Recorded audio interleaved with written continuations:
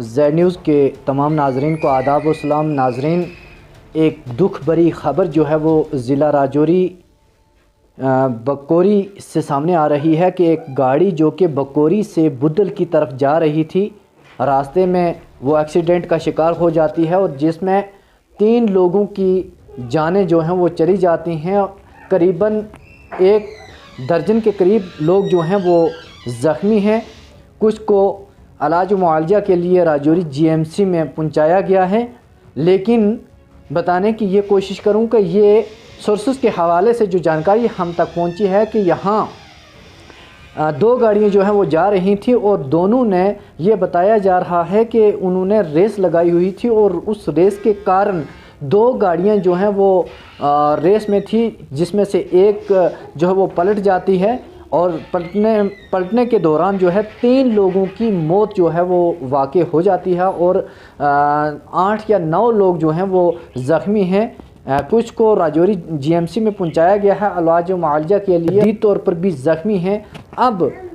हो सकता है कि इन अमवात में इजाफ़ा भी हो सके। हम तो ये दुआ करते हैं कि अल्लाह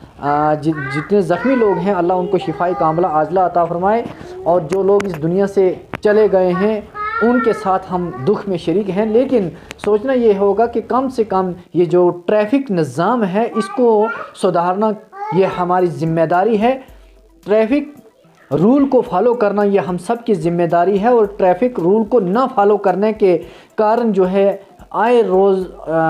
गाड़ियाँ जो हैं वो हादसे का शिकार हो जाती हैं और बहुत सारे लोगों की जानें चली जाती हैं। आखिर ये निज़ाम जो है वो कब सुधरेगा, कैसे सुधरेगा?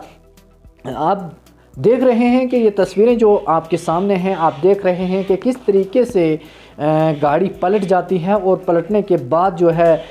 3 लोग जो हैं, ये बताया जा रहा है कि 3 लोग जो हैं वो इस दुनिया से चले गए हैं और 7 से 8 लोग जो हैं वो शदीद तौर पर ज़ख्मी हैं। मैं फिर से यही कहूँगा कि एसएसपी ट्रैफ़िक से कम इन लोगों के ख़िलाफ़ कड़ी कार्रवाई करनी चाहिए कि जो एक तो ओवरलोड करते हैं और दूसरे जो हैं ये तेज़ रफ्तार में गाड़ियाँ जो हैं चलाते हैं। तो इन पर लगाम अगर कसी होती तो आए रोज़ जो है हादसे ना होते, ना ऐसे मासूम लोगों की जानें जो हैं वो